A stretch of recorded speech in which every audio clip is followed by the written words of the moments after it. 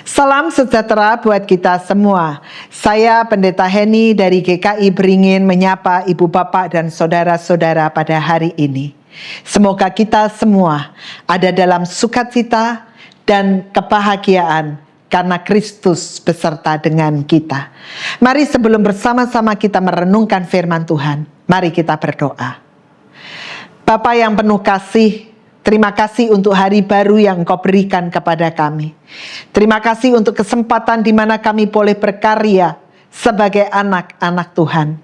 Terima kasih untuk kasih karunia-Mu yang Engkau berikan melalui sapaan orang-orang di sekitar kami. Dan kesempatan untuk memaknai kehidupan yang Tuhan beri hari ini. Biarlah kami boleh membagikan sukacita kami bagikan kasih Kristus kepada orang-orang yang kami jumpai. Supaya di mana kami ada, kami menjadi berkat. Kami menyerahkan kesempatan kami untuk mendengar firman Tuhan dan belajar akan firman-Mu hari ini. Biarlah setiap kami boleh bertumbuh di dalam iman dan dibangun di dalam iman. Demi Kristus kami berdoa. Amin. Hari ini firman Tuhan terambil dari 1 Timotius 4 ayat yang ke-6 sampai dengan ayat 16. Firman Tuhan mengatakan kepada kita demikian. Dengan selalu mengingatkan hal-hal itu kepada saudara-saudara kita, engkau akan menjadi seorang pelayan Kristus Yesus yang baik, terdidik dalam pokok-pokok iman, dan dalam ajaran sehat yang telah kau ikuti selama ini. Namun jauhilah cerita-cerita tahyul nenek-nenek tua, latihlah dirimu untuk menjadi saleh. Latihan jasmani terbatas gunanya, tetapi kesalehan itu berguna dalam segala hal karena mengandung janji, baik untuk hidup ini maupun untuk hidup yang akan datang. Perkataan ini benar dan patut diterima sepenuhnya. Itulah sebabnya kita berjerih payah dan berjuang karena kita menaruh pengharapan kita kepada Allah yang hidup, Juru Selamat semua manusia, terutama mereka yang percaya. Beritakanlah dan ajarkanlah semuanya itu. Janganlah seorang pun menganggap engkau rendah karena engkau muda. Jadilah teladan bagi orang-orang percaya dalam perkataanmu, dalam tingkah lakumu, dalam kasihmu, dalam kesetiaanmu, dan dalam kemurnianmu. Sementara itu, sampai aku datang, bertekunlah dalam membacakan kitab suci, membangun dan mengajar. Jangan lalai dalam mempergunakan karunia yang ada padamu, yang telah diberikan kepadamu melalui nubuat dan dengan penumpangan tangan sidang penatua. Perhatikanlah semuanya itu. Hiduplah di dalamnya supaya kemajuanmu nyata kepada semua orang. Awasilah dirimu dan ajaranmu. Bertekunlah dalam semuanya itu. Karena dengan berbuat demikian, engkau akan menyelamatkan dirimu dan semua orang yang mendengarkan engkau. Demikianlah firman Tuhan. Kita adalah orang-orang yang berbahagia jika setiap kita mau mendengar dan melakukannya dalam hidup sehari-hari. Amin. Saudara-saudara, ada sebuah kisah dari seorang petani yang mempunyai tetangga berprofesi sebagai seorang pemburu. Berulang kali sang petani harus mengingatkan pemburu itu untuk menjaga anjing-anjing miliknya. Karena anjing-anjing itu sering melompat pagar, mengejar domba-domba, dan bahkan menyerang beberapa kambing milik petani. Sehingga terluka parah dan bahkan mati. Tetapi respon yang diterima oleh sang petani tidak seperti yang diharapkan. Setiap kali petani itu datang mengingatkan, sang pemburu itu tidak peduli dengan nasihat tetangganya. Sampai sang petani itu kehabisan kesabarannya. Karena itu sang petani memutuskan untuk pergi ke kota berkonsultasi pada seorang hakim. Setelah mendengar cerita petani itu, dengan hati-hati sang hakim berkata, "Saya bisa saja menghukum pemburu tetanggamu itu dan memerintahkan dia untuk merantai dan mengurung anjing-anjingnya. Tetapi aku yakin Anda akan kehilangan seorang teman, seorang tetangga dan akan mendapatkan seorang musuh. Sang hakim sejenak terdiam, lalu melanjutkan bertanya, mana yang kau inginkan, teman atau musuh yang jadi tetanggamu? Dengan segera sang petani itu menjawab, yang mulia, aku lebih suka mempunyai seorang teman ketimbang musuh. Jika tetanggaku adalah musuhku, maka hidup yang akan aku jalani pun tidak menyenangkan. Lalu hakim itu melanjutkan, baik, saya akan menawarkan kepada Anda sebuah solusi jitu. Anda harus menjaga domba-dombamu supaya tetap aman. Dan ini akan membuat tetanggamu tetap sebagai teman. Sang petani itu pulang ke rumah dan melaksanakan nasihat sang hakim. Dia mengambil 3 domba terbaiknya dan menghadiahkan kepada 3 anak tetangga itu. Saudara, apa yang terjadi?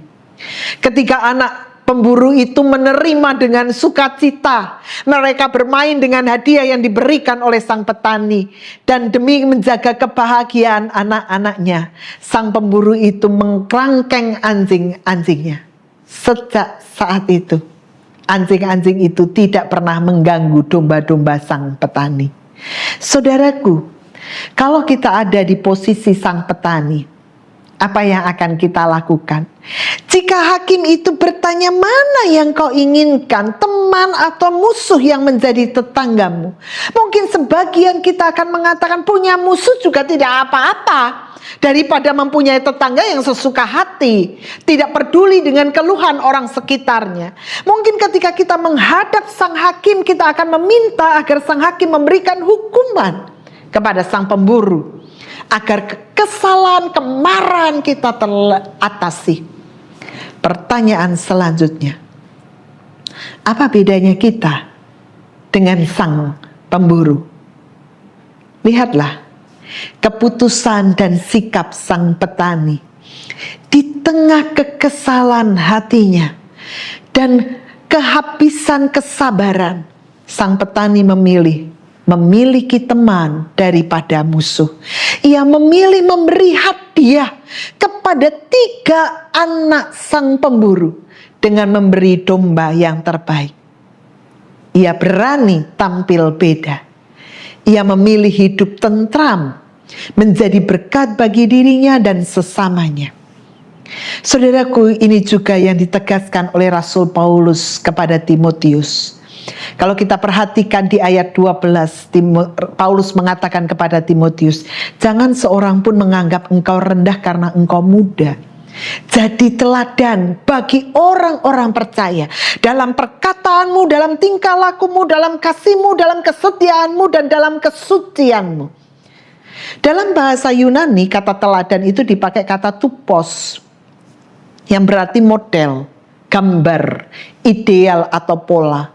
Rasul Paulus meminta Timotius untuk menjadi teladan. Jika dikaitkan dengan istilah muda dalam budaya Romawi dan Yunani, kata muda itu menunjuk pada seseorang sampai pada usia 40 tahun. Mungkin guru-guru palsu mempersoalkan usia Timotius sebagai cara untuk menyerang atau mendepresiasi ajaran-ajarannya. Kita dapat lihat itu di dalam 1 Korintus 16 ayat 11. Keteladanan yang dimaksud oleh Rasul Paulus adalah dalam perkataan, dalam tingkah laku, dalam kasih, dalam kesetiaan, dan dalam kesucian. Apa artinya? Rasul Paulus hendak mengatakan kepada Timotius dan kepada kita semua bahwa pengajaran atau didikan atau nasihat yang disampaikan kepada orang lain tidak cukup hanya dengan kata-kata saja, tetapi harus diwujud nyatakan melalui kehidupan sehari-hari atau menjadi sebuah gaya hidup.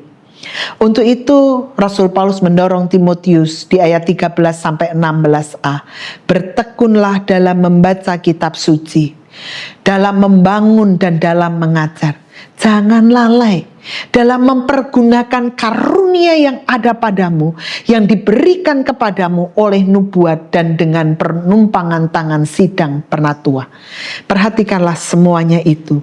hiduplah di dalamnya, supaya kemajuanmu nyata kepada semua orang. Awasilah dirimu sendiri, awasilah ajaranmu, bertekunlah dalam semuanya itu. Apa hasilnya? Ayat 16 mengatakan, karena dengan berbuat demikian, engkau akan menyelamatkan dirimu dan semua orang yang mendengarkan engkau. Saudaraku, mari berani tampil beda dari dunia ini, dengan menjadi teladan di dalam perkataan kita, di dalam tingkah laku, kasih, kesucian, kesetiaan kita. Seperti Fransiskus dari Assisi yang pernah mengatakan, Tuhan, bila terjadi kebencian, jadikan aku pembawa damai cinta kasih.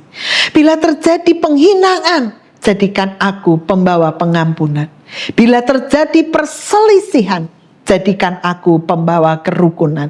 Bila terjadi kesesatan, jadikan aku pembawa kebenaran. Bila terjadi kebimbangan, jadikan aku pembawa kepastian. Bila terjadi keputusasaan, jadikan aku pembawa harapan.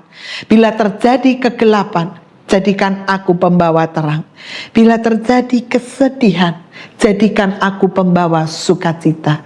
Ya Tuhan Allah, ajarlah aku untuk lebih suka menghibur daripada dihibur, mengerti daripada dimengerti, mengasihi daripada dikasihi. Sebab dengan memberi kita menerima, dengan mengampuni kita diampuni, dan dengan mati suci kita dilahirkan ke dalam kehidupan kekal.